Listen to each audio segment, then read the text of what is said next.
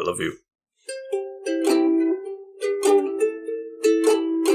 Welcome back to the Couch Potatoes. I am the Green Traveler from Gorsh. We're so happy to have you here. There's plenty of room on the couch. Yeah, I sure hope so. I am the Faceless Leon, and yeah, I take up some room on this couch, but I hope there's space for you. There's still plenty of space. You're amorphous. You can move to accommodate of you that are listening. Yeah. We're so proud. Specifically, George. You can't forget George. Yes. George, we love that you love us, but you can show us a little bit more love by going down to patreon.com/greenandfacelessgeorge. Yeah. George is not in fucking the URL, patron. Actually. It's okay. It's okay to be a casual listener. We do not mind at all. If you're just wanting to join us on the couch here and you don't want to subscribe to our patreon.com/greenandfaceless, that's totally fine. But George, what the fuck, buddy?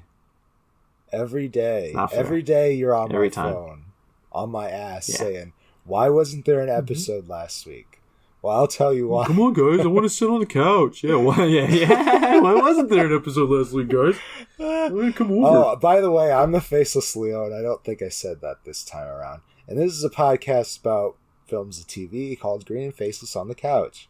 And last week, almost to the day, I hit my head and concussed myself. It was kind of felt like a very me kind of accident because I wasn't doing anything particularly stupid. I was walking in an area that I always walk in, but I decided to check if the thing that I had in my hand was the right thing before I left the area, right? And I walked right into this air conditioning duct that is right at my head level. And I say into it, but it hit me flat in the side of the head. And you fell. And I fell. I did fall. I didn't pass out, but I fell.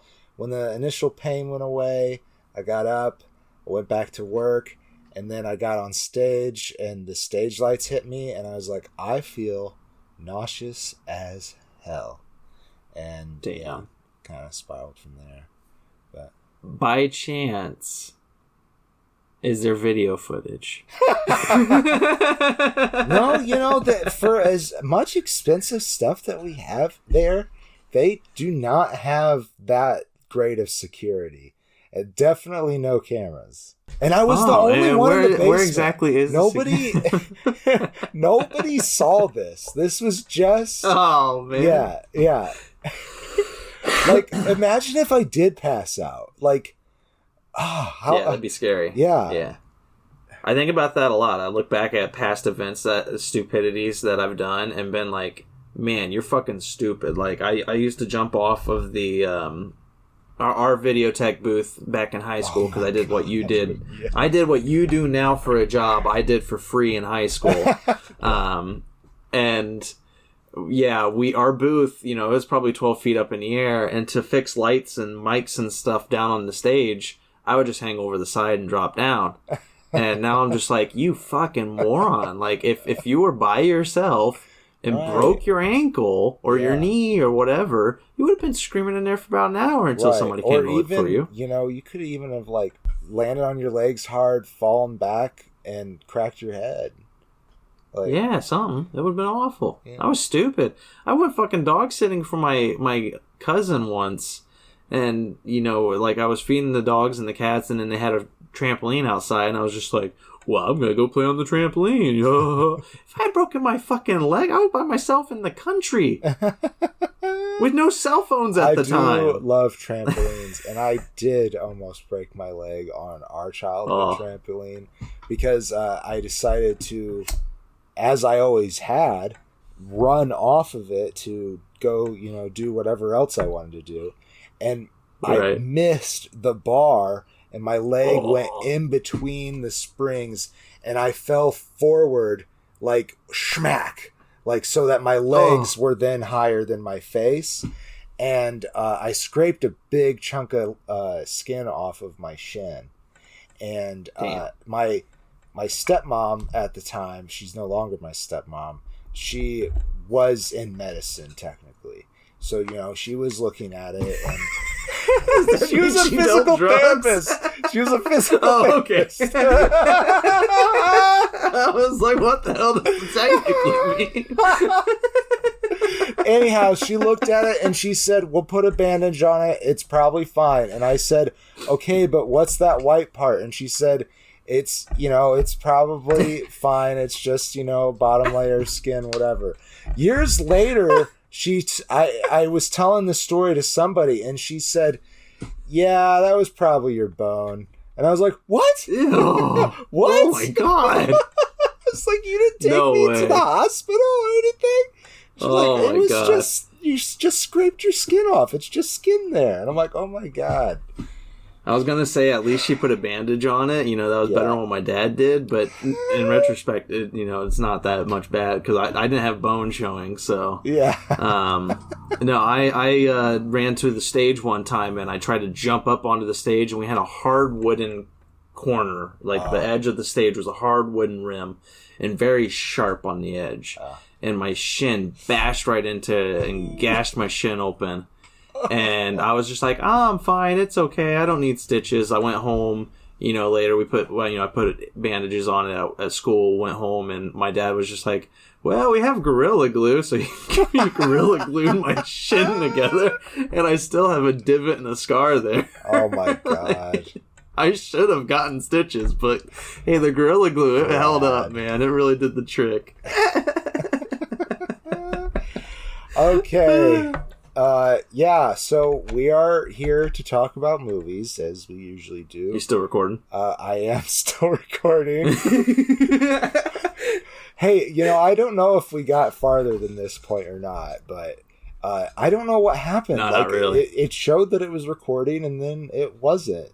But anyhow. There's a ghost in the machine. There's a ghost in the machine. Gremlins. All right, so we are talking... we're doing a Black History Month episode, which we have done in years past, and the first thing that we usually say is that we're very white, and we know that we are. Yeah.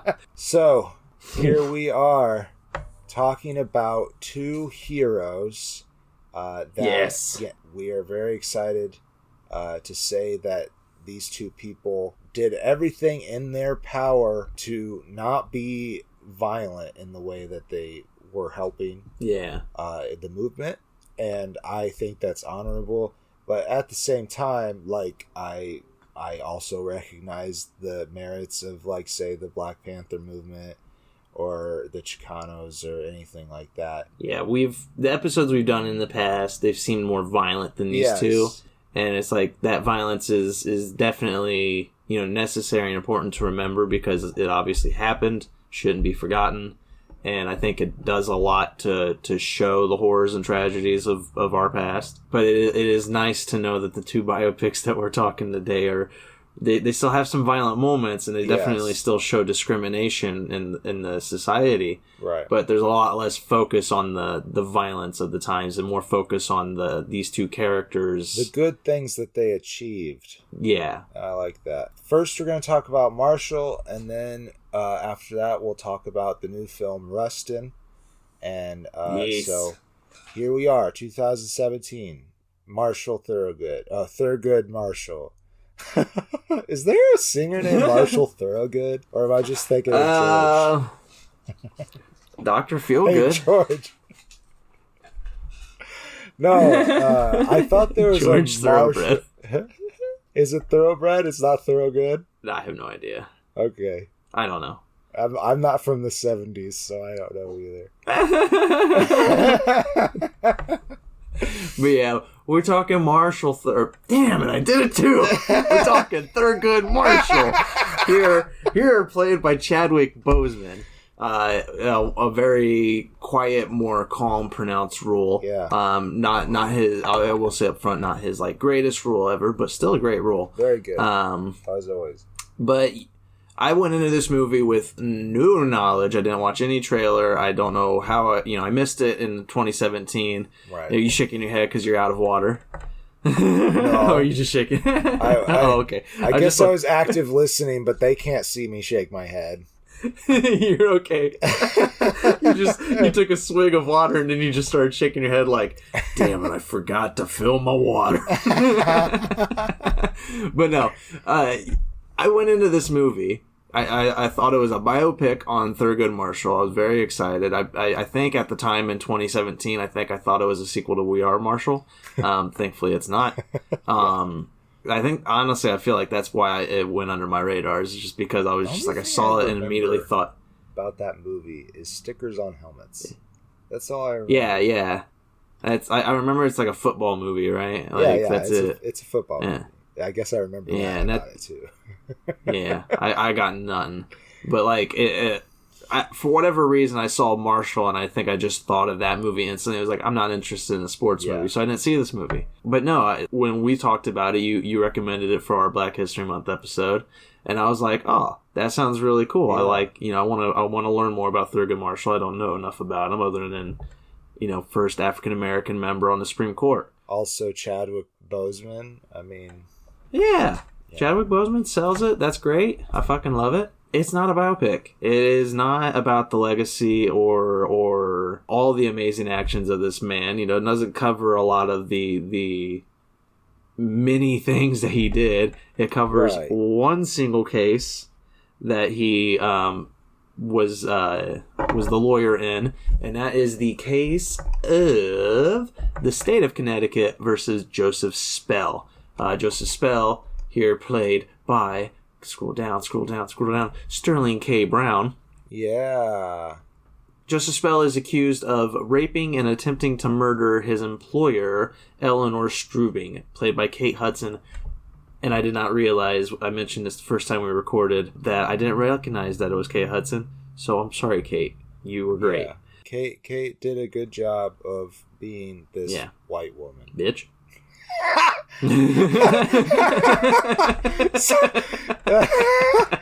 I mean, am I wrong? Basically, what happened is Joseph Spell was the chauffeur for the Strubings, and Kate Hudson, Eleanor Strubing, told the police that he raped her and then tried to throw her off of a bridge. Well, succeeded to throw her off of a bridge to kill her. And he is arrested for this attempted murder and for the rape. And Thurgood Marshall, an NAACP lawyer, is flown in because he is specifically focusing on cases that target black people for their, just discrimination against their race. Yeah. And in fact, when he opens the door to Joseph Spell's with the interview room, he's like, I need to find out if you are the type of person that I represent. Yeah. Specifically, did you do this? Did you commit this crime, or are you being accused because you're black? And yes. And Joseph Spell makes it out to be that that is very much what's going on. Is that he never had sexual relations with Eleanor Strubing, and he's just like, that woman. Yeah. I never had sex with that woman. I never had sexual intercourse with that woman. But the problem is, in this court, where was it again? I already mentioned the state and I forgot it. Connecticut. Oh yeah. James Cromwell, yeah. James Cromwell plays the judge Carl Foster, who is, very racist, doesn't want to have Thurgood Marshall representing this man, and absolutely denies him the ability to speak in court. And so Thurgood Marshall has to act. He's allowed to counsel. Yeah, he's allowed to be on to consult. Yes, but he doesn't. The judge doesn't want to hear him. If he's going to say anything, it's got to be in notes or in the quietest of whispers. To Sam Friedman, an insurance lawyer and white man, played by Josh Gad. To be a little bit more fair to Sam, he's also Jewish. That is true. This is 1941, so yeah, that is very fair to point out.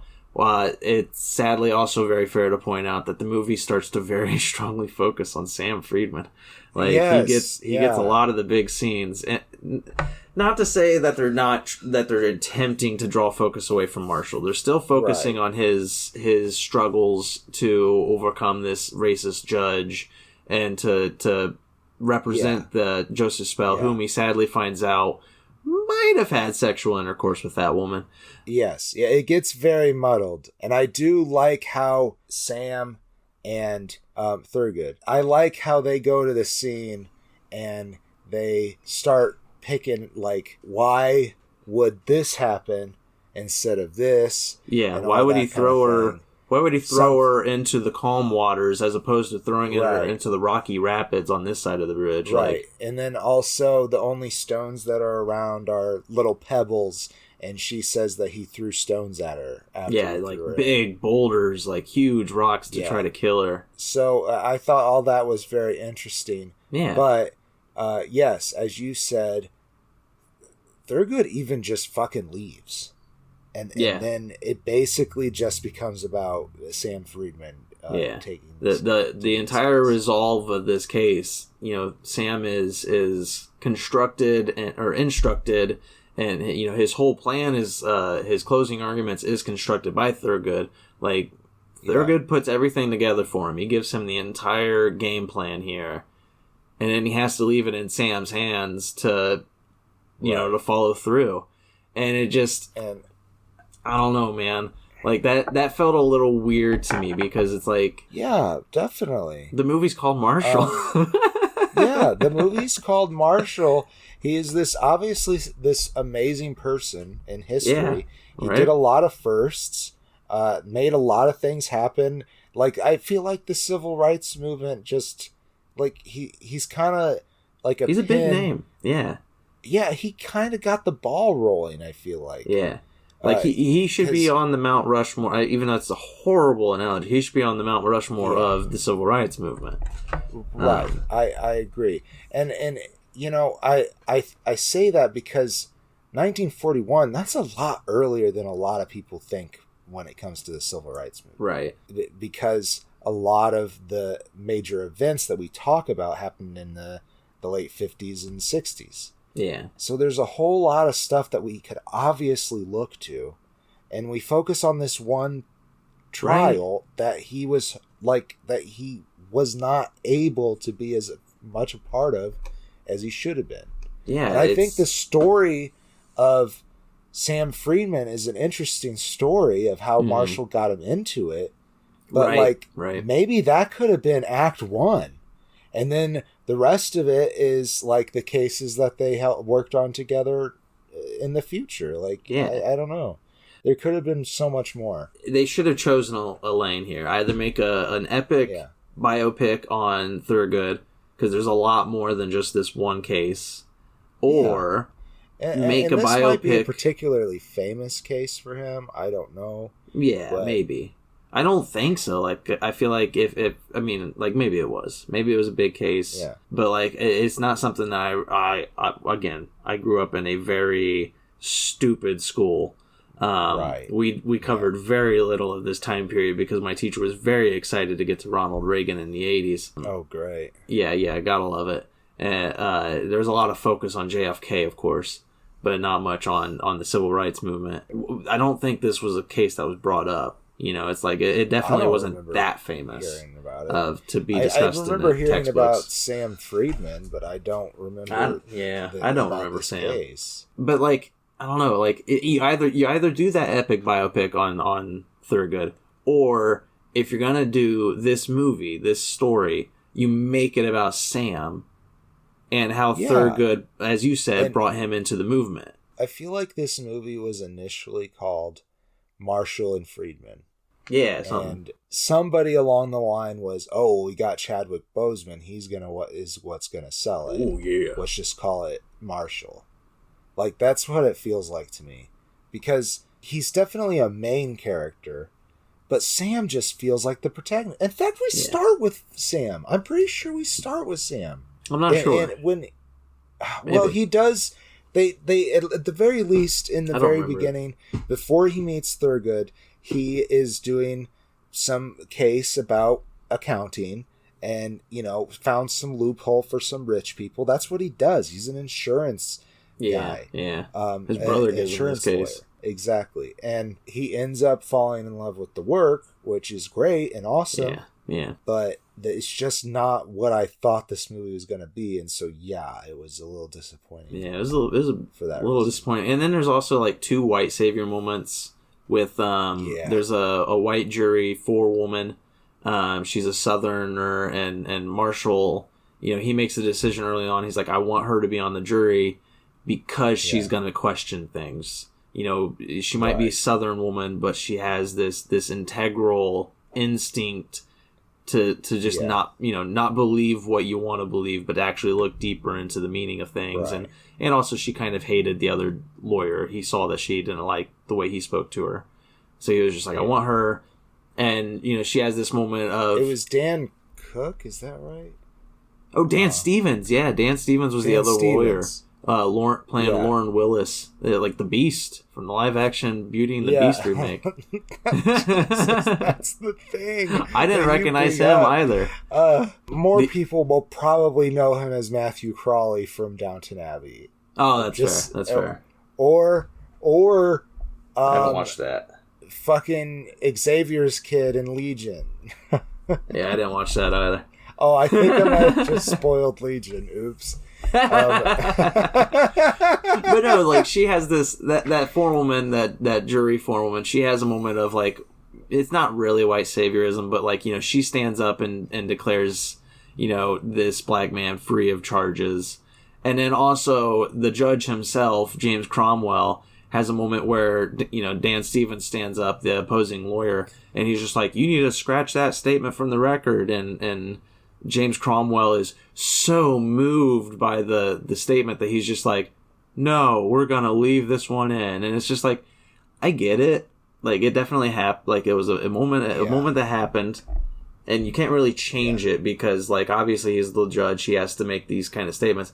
But it definitely just felt like a white savior moment where it's just like, this cruel, hardened man is finally softened by the brutality that he's witnessed or that he's heard about. And, finally his cold heart melts and he's just like, no, I'm going to save him. Like, it just felt so off for this movie about a man with this kind of a legacy. Just felt off. Yeah. Yeah, definitely. Because there's cases that he ruled over that I would have rather have seen. Yeah, exactly. Compare and contrast. Yeah, as you said, this is like a first act. Yeah, that would actually be great. Yeah. Yeah. Make this it come full circle. Like, you see a bad judge. He's got to do a similar case, and maybe the guy wasn't innocent like Spell was, and he had to be the impartial person, and that would have been really interesting. There's a better story to have been had out of this, that's for sure. Yes, I agree. So closing statements, I feel, are in order. Indeed. I guess I was disappointed. I don't think it's a bad movie. I just think it needs a different title. It was misleading. I give it a full face. And I do think, it's worth watching if you want to learn something. I don't know. There's not that much information in it, honestly. Yeah. But if you want to learn about Sam Friedman, this is a place to go. Oh, right. The movie Marshall. Learn about Sam Friedman. I give it 2.5. It's 2.5 stars. It's fine. It does the job of what it was. I don't think it was trying to be a huge biopic. It was my fault for walking into thinking I was going to get a huge biopic. It is also only like an hour and 40. So, it's actually an hour and 58. All right. It's pushing it. It's pushing it with 2 hours. It could have been much shorter. It felt much shorter. For with the focus that they put on it, right. It did actually. It felt pretty short. It did. But I will say, Chadwick Boseman, good acting. Josh Gad, good acting. Like, yeah, definitely. I normally can't stand Josh Gad. Not his fault. He's good when he can, when he's in a dramatic role. Mm-hmm. I think he can do it. And there's some times where I enjoy his humor in an ensemble. He also is in the live-action Beauty and the Beast movie. Oh, yeah, he was LeFou. Yeah. What the fuck? We had a reunion here and we didn't even know it. Or maybe it was before. That's hilarious. Wait, I can't remember it might when have Beauty been and the Beast came before. out. I can't remember. Yeah. Who knows? That had a lot of effects in it, though, so it probably took longer to make. But no, that's Marshall. You know, it's fine.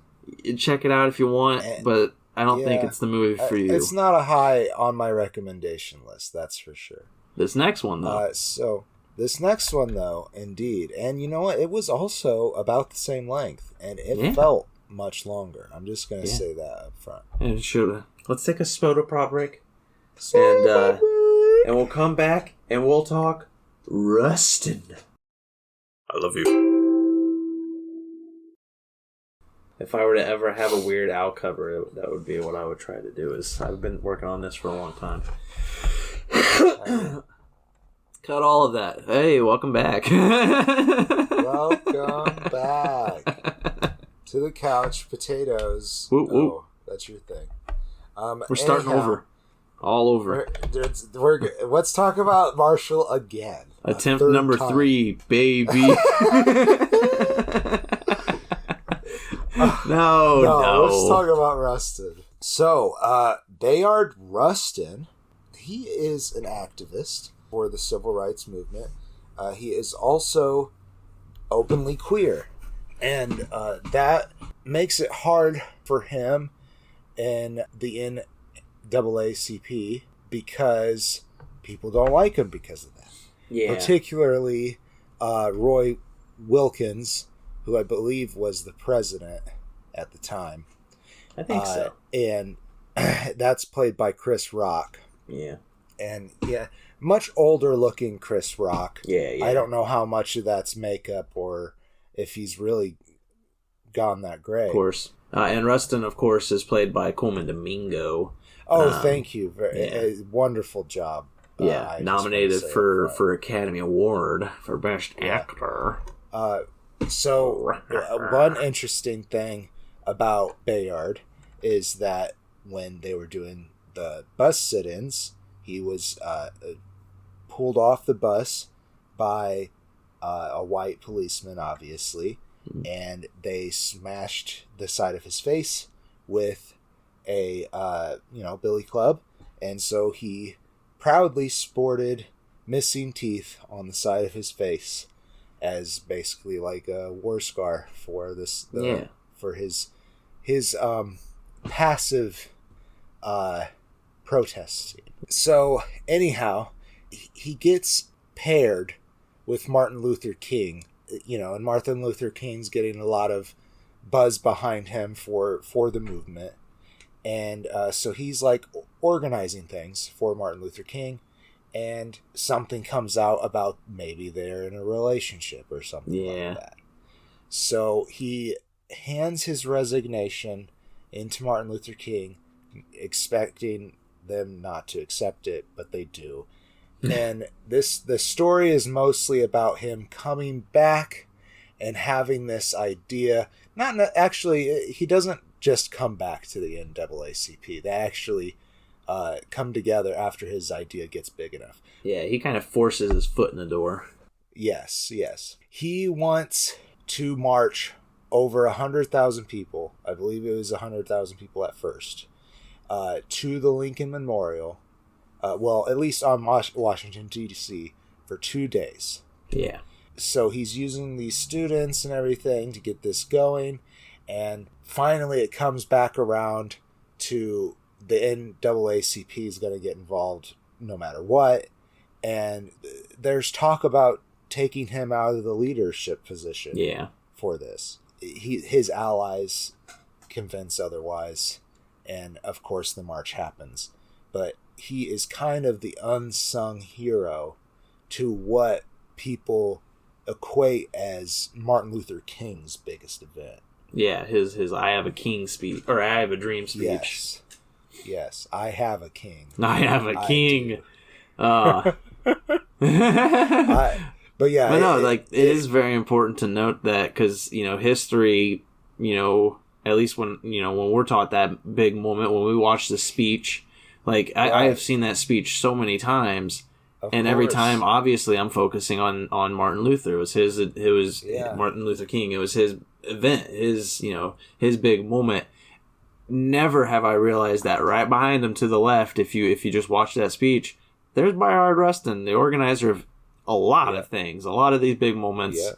Very rarely talked about in history class, I feel like, at least in my history class. Yeah, I honestly, until it came out, I was like, oh, really? And I did a little bit of preliminary search. Yeah. And I was like, oh, he's like involved in the whole thing.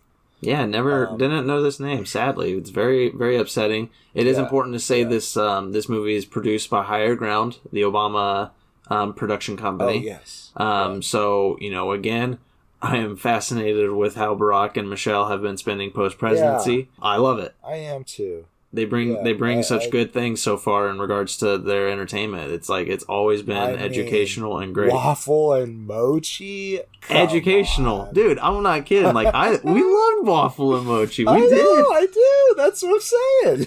Like the stuff that's coming out of Higher Ground it's not only educational, it's entertaining shit. Like, and this is a great movie. Like. Up front, like Coleman Domingo, I sent you a clip as I was watching this movie because I was blown away. He was amazing in this role. We've talked about him before really on Ma Rainey's Black Bottom. He was one of the band members in that. Amazing actor there. We loved him in that movie too, but he's phenomenal here. He just blew it up. I think the guy who played his main advocate, I think it was Michael Potts, but I'm not sure. I think he was also one of the band members, though. The guy who played Cleve Robinson. No. That guy's the Jamaican-born guy. Who am I thinking of? Okay, no, it was Glenn Turman as A. Philip Randolph, though. And but Michael Potts was also in Ma Rainey's. Oh, was he? He was one of the band members. What about Glenn Turman? Oh my god, are we just realizing everybody was in that movie? Uh-oh. He was in Ma Rainey's. He was Toledo. Glenn Turman was Toledo. Oh my god. Yeah, he's the guy who got killed. Yeah. This whole movie, it's all the same people. It's beautiful. It's all the same That's people. Probably why we fucking loved it so much. King Jr., by the way, because we are already in love with the whole cast. All they were missing was Chadwick Boseman. He was in the other movie. He was in the other movie. That's the problem. No, that's the thing. It's just like it's the same situation though with Marsha, where I was so focused on Chadwick Boseman I missed Kate Hudson and Dan Stevens. Same thing here. Yeah. So focused on Coleman Domingo, I missed everyone. It's appropriate here because you're focused on the title character. That is true. Yeah, you're focused on Rustin because Coleman Domingo is just fucking stealing every scene. Yes, he was amazing. He's amazing. Yeah. One person I specifically didn't notice. Oh, go ahead. Oh, I do want to say before we get too far in that Martin Luther King Jr. was played by Aml Amin.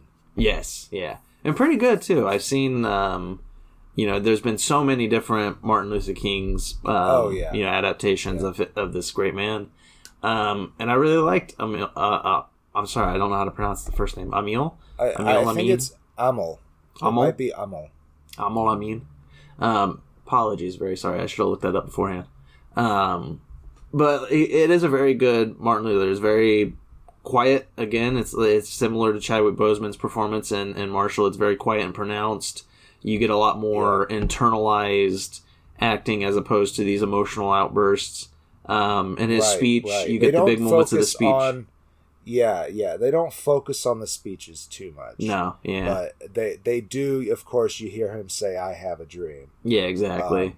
And I will say, like, this movie, like, it was immediate, like, once I finished watching it, I was like, now I gotta watch the speech. It's a good speech. It was a damn good speech. It's a good speech. Like, and I also watched, like, I basically ended up just watching, like, 30 of the best speeches in history that's been recorded because I was just like, I love hearing a good speech. Like, there's something about listening to an eloquent speaker, and very few are as good as Martin Luther King. Like, I don't care what people say. I know people shit on Barack Obama for his slow speaking. I love listening to that man to give a speech. Like, his speeches were great. I thought he was Barack. A pretty decent speaker. Yeah. Yeah.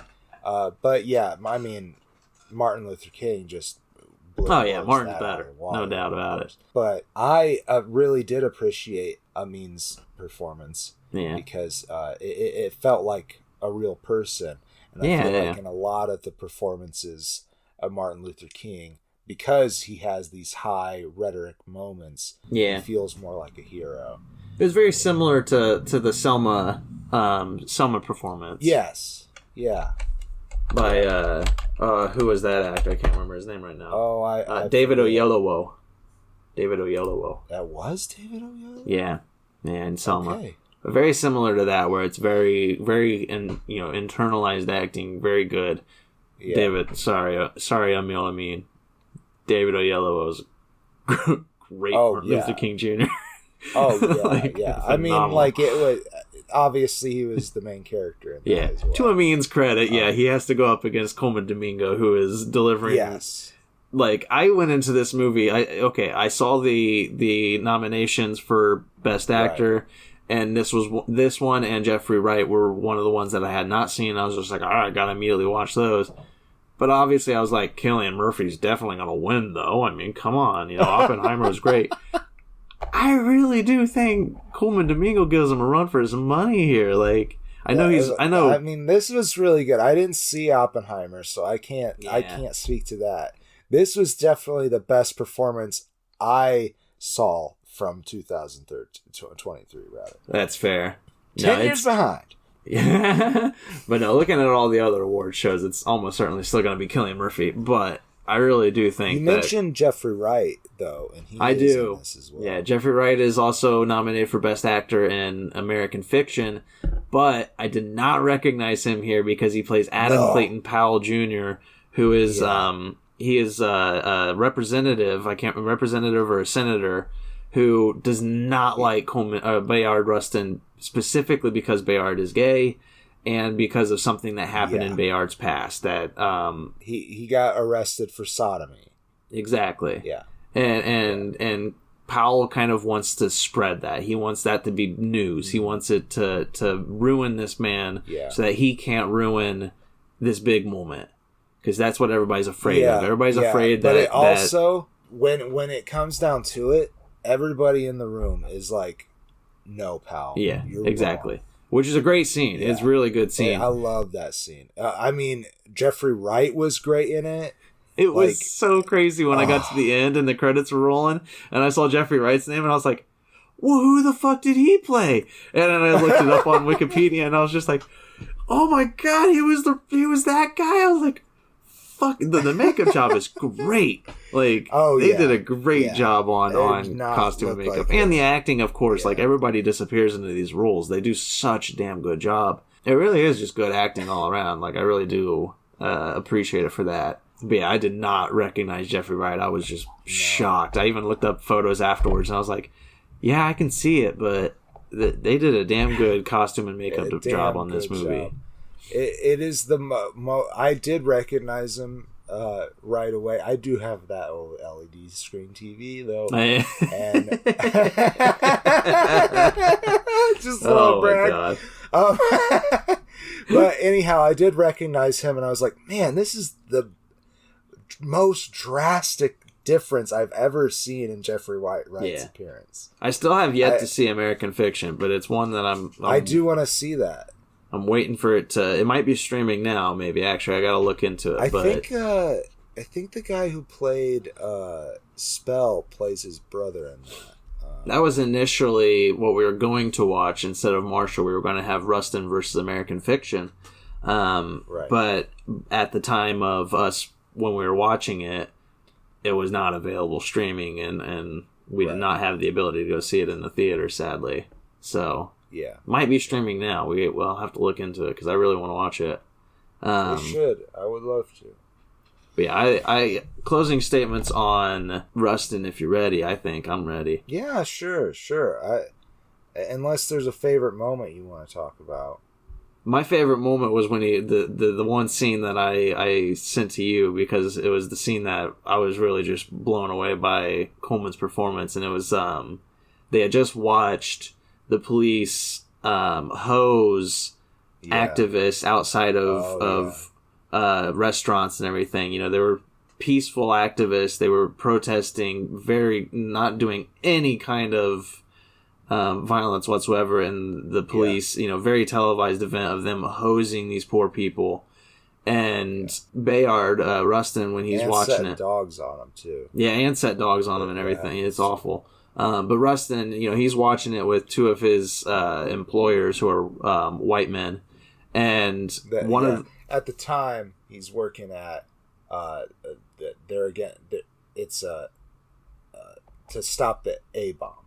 It's they want to disband the bomb. Gotcha. To ban the bomb. That's what it is. Gotcha. Yeah, and he's watching this moment with them, and one of the men says, "How dare King send those poor black kids down there to get attacked like that? Like, he knew what was going to happen." Yeah. And Rustin turned on him. He's just like, the first words out of your mouth after you see this horrific event is to blame King and not to blame the white men with the fucking hoses. Like, they're the ones who did this, who released the dogs and everything. And it is such a damn good scene. Like, he has this small little monologue that just, it fucking blew me away. It was such a good performance that I was just like, that's when I was just like completely wowed by that was my favorite scene. That was the most wowing and jarring moment.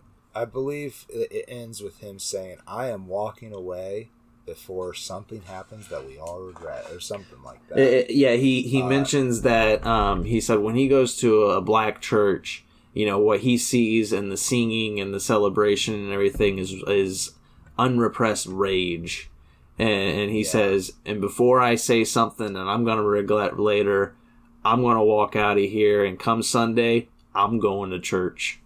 And it's just, it's the way he delivers. I did obviously a horrible job at that line. Right. The way he delivers it, like, I was just like, as I was watching, I had chills. I was just like, fuck, what a great scene. Yeah, definitely. I really liked, honestly, the ending scene, that really humble moment where Martin Luther King and the rest of the leaders are being ushered into the White House to talk to JFK, and he says that he's going to, you know, pick up the trash, and you kind of joked about when we were off Rock's line here, but Chris Rock's like, "You are much more important to the movement than a simple trash collector," and he says, this being Bayard, says, "Shame on you. Mama Rustin always said that there is no man better than another man," or something like that. Something like that. It is a good moment. Or it was something about trash collectors. Like, you know, they're taking care of people. Yeah, he made a promise or something to Chris Rock's character, Roy Wilkins, that he would just collect the trash afterwards. He's like, "You're not going to get me off of this march." He's like, I'm going to make this march happen even if I'm just a trash collector or whatever. And it is a good turnaround moment, but it's just Chris Rock's delivery of that line just felt so bad. Like, he was great throughout the whole movie. He is a obstacle of Bayard's throughout the main antagonist. Thank you. Until he flips over and is like, "Okay, I got to help with this movement." Right.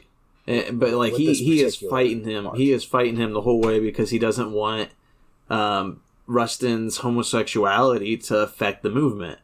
And, you know, as Rustin and Martin Luther King remind him, you know, we're in this movement for the entirety of our people, not just for the ones that you wanted to pick and choose. You know, we are all equal. We are not all equal but the gays. Like, that's not the movement they were fighting for. And it is a great scene, but it's just like the joke I made off mic was that it really just felt like he was just like, "Guys, I've been a dick to this character the whole movie. Can I just say something nice for once? Like, please, I just want to say one nice thing." And it just felt like such a weird delivery. Like, it just felt so out of character for Roy Wilkins up to that moment that I was just like, I can imagine him saying something nice, but it still would have felt like a backhand. You know, it would have been like one of those kind of compliments. There should have been that little bit of bite to it, because that's at least the character that they were presenting for Roy Wilkins up to that point. It really just felt like Chris Rock was just like, I just want to be good to this historical figure once in this movie. Please, can we just have him say something nice? But no, closing arguments, I really liked it a lot. The performance is amazing by everybody. Even Chris Rock. I mean, I just joked about it, but like he was great. Everybody does a good job. It's fucking phenomenal, man. Like, and I really appreciated the message on homosexuality as well, because I feel like that's something that kind of gets lost in this whole time period. Even though it was still a very prominent thing that was happening, But some gay rights things were happening at the same time. For example, sodomy got knocked out of being federally illegal, anyways. I think around in the 60s sometime. I feel like it's important to remember this kind of a figure that history, I feel like, often overlooks. You know, the people who organize these big events, the people who write the speeches. I mean, often, you know, like I'm fairly certain Martin Luther wrote that speech. I know that Abe Lincoln wrote his speeches, but there's a lot of big speeches out there that were written by other people, not the speech deliverer. Right. That the speech deliverer came in and made some changes, but it's just like, it's important to remember these people who were themselves important for these big movements, and I feel like Bayard Rustin was one. I think this movie did a great job on delivering this legacy. So I give it 4.5 stars out of 5. Holy shit! Yeah, it's a fucking good movie. I recommend it to anybody. It's very uplifting, and the performances are just amazing. Particularly Domingo, just fucking awesome. Yeah. And he deserves the accolade as far as I'm concerned. I'm rooting for him. I haven't seen the other performances.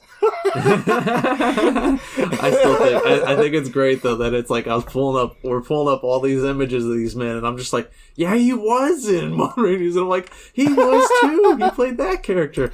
Did not recognize him in this movie, and I feel like we need to give a shout out to the makeup. And who are these guys? I gotta find them in here. Oh yeah, it was awesome. Especially Jeffrey Wright, because like you did not recognize Jeffrey Wright. I found they were recognized for an outstanding costume design, or they were nominated. I mean, and the name is Tony Leslie James.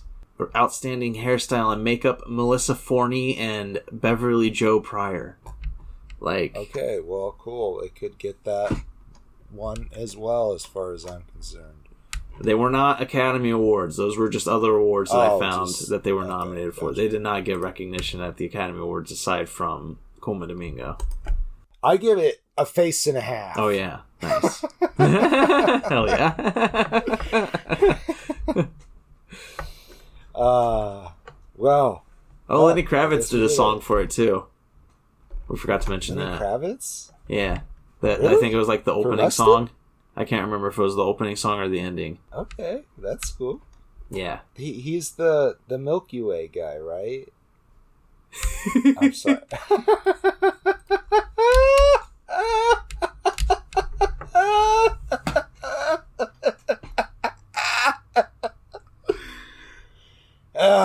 You've seen that, right? No. I can't even think of the actual lyrics anymore, but they take one of his songs, and one of the rhymes he uses is Milky Way, and so they change the entire lyrics, so it's all about Milky Way. I don't know what this is. It's so YouTube. Funny. It's on YouTube. I'm laughing too hard to even think of what any Lenny Kravitz things I know, and I know a lot. You've completely blown my brain out. He's the Milky Way guy. That's the show, everybody. Out of context, yeah, it's really Fly Away. Fly Away. They take Fly Away and change every Indian lyric to Milky Way. And it's I hilarious, just found something else that's hilarious. George C. Wolfe, the director of Rustin. You want to guess what else he directed? What? Ma Rainey's Black Mom. We're so good at this show. We're fabulous, man. Great job, George C. Wolfe. You're an incredible director, and I'm very excited for what else you did. Is he the George that we're talking? He's the George we've been talking to. George, come on. George. Yeah, we only know George's first name. If it's George C. Wolfe, if you've been listening and you haven't been subscribing to our patreon.com/greenandfaceless, how dare you? I'm the Green Traveler from Gorsh. And I am the Faceless Leon. Make sure to keep your minds open to learning about things of our past, especially things that people try to sweep under the rug. Yes. So here we are signing off. Safe travels and good night.